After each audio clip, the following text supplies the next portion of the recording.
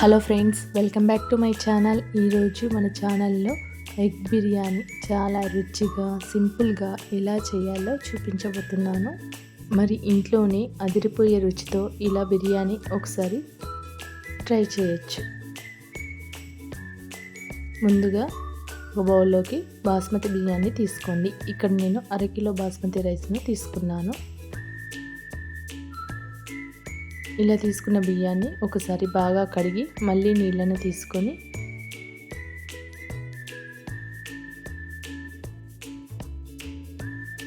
అరగంట సేపు బాగా నానబెట్టుకోవాలి.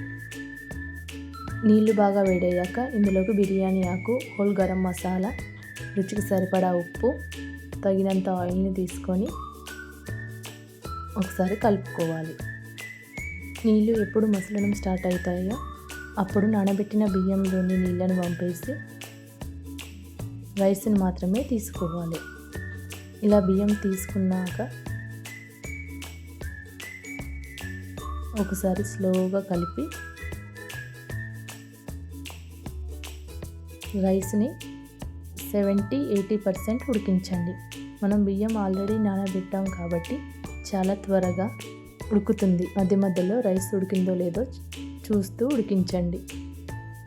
ఇప్పుడు స్టవ్ మీద ప్యాన్ పెట్టి అందులోకి తగినంత ఆయిల్ వేసి ఆనియన్స్ని వేద్దాం. ఆనియన్స్ని ఫ్రై చేసుకుందాం. 1 కప్పు వరకు ఆనియన్స్ సన్నగా తరిగి తీసుకున్నాను. సో ఇలా తీసుకున్న ఉల్లిపాయలను మంటను మీడియం ఫ్లేమ్లో పెట్టి ఉల్లిపాయలు బాగా ఫ్రై చేయండి. ఇప్పుడు అదే ఆయిల్లోకి కారం, పసుపు, ఉప్పు వేసి ఒకసారి కలుపుకోవాలి. ఉడికించిన కాట్లు పెట్టుకున్న గుడ్లను తీసుకొని ఫ్రై చేసుకుందాం. ఇక్కడ నేను 6 గుడ్లను తీసుకున్నాను. మీరు కావాలంటే ఎక్కువ గుడ్లను కూడా తీసుకోవచ్చు, లేదంటే తక్కువ గుడ్లను కూడా తీసుకోవచ్చు. ఈ గుడ్లను బాగా ఫ్రై చేయండి.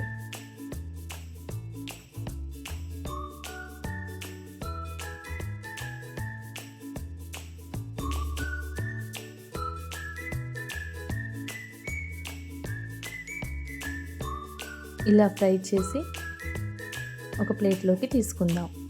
ఇప్పుడు మిక్సీ జార్లోకి అల్లం వెల్లుల్లి, పచ్చిమిర్చిని తీసుకొని గ్రైండ్ చేసుకుందాం. అలాగే టమాటా ముక్కలను కూడా గ్రైండ్ చేసుకుందాం.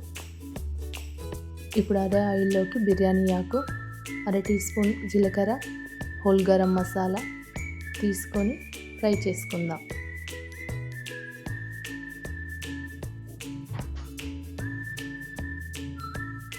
ఇందులోకి మనం గ్రైండ్ చేసిన పచ్చిమిర్చి, అల్లం వెల్లుల్లి పేస్ట్ని తీసుకొని ఫ్రై చేయండి.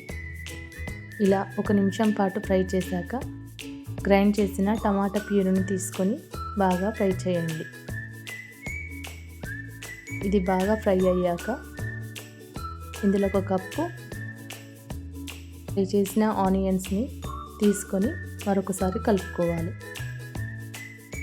ఇందులోకి 1 కప్పు పెరుగు, కారం, రుచికి సరిపడా ఉప్పు, పసుపు, ధనియాల పొడి, మసాలా తీసుకొని ఒకసారి కలుపుకోవాలి. మంటను లో ఫ్లేమ్లో పెట్టి బాగా కలుపుకోవాలి. ఇలా కలుపుతూ 1-2 నిమిషాలు ఫ్రై చేసామంటే బాగా ఫ్రై అవుతుంది. ఇదే టైంలో పుదీనా, కొత్తిమీర తురుమును, ఫ్రైడ్ ఆనియన్స్ని తీసుకొని ఒకసారి కలపండి.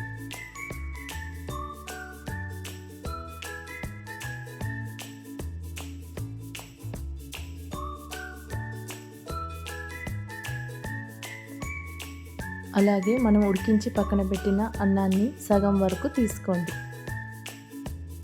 ఇలా ఒకసారి స్ప్రెడ్ చేశాక ఇప్పుడు ఎగ్స్ని ఇందులో తీసుకుందాం.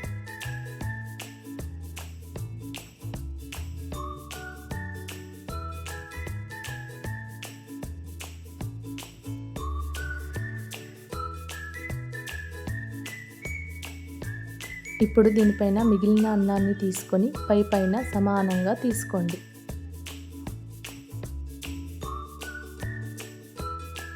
ఇలా ఫ్రై చేసిన ఉల్లిపాయలను, కొత్తిమీర తురుమును కూడా తీసుకోవాలి.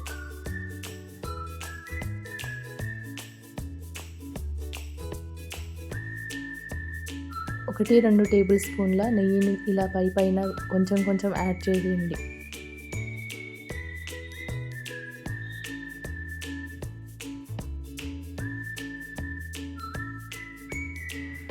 ఇప్పుడు దీనిపైన లోపల ఆవిరి అనేది బయటికి పోకుండా ఒక మూతను పెట్టుకొని 15 నిమిషాలు దమ్ చేసుకుందాం. 15 నిమిషాల తర్వాత స్టవ్ ఆఫ్ చేసి బిర్యానీ తీసుకొని సర్వ్ చేసుకుందాం. చూడండి చక్కగా దమ్ అయింది. అలాగే రైస్ కూడా పొడి పొడిగా బాగా ఉడికింది. ఇలా చేసిన ఎగ్ దమ్ బిర్యానీ వేడివేడిగా ఇలానే తినేయొచ్చు. చాలా మంచి టేస్టీ ఉంటుంది.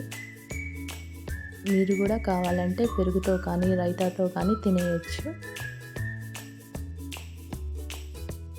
చూడండి ఎగ్ దమ్ బిర్యానీ రెడీ అయిందండి. పర్ఫెక్ట్ టేస్టీగా రావడానికి ఇలా స్టెప్తో ట్రై చేయండి. చాలా బాగుంటుంది. Thank you for watching.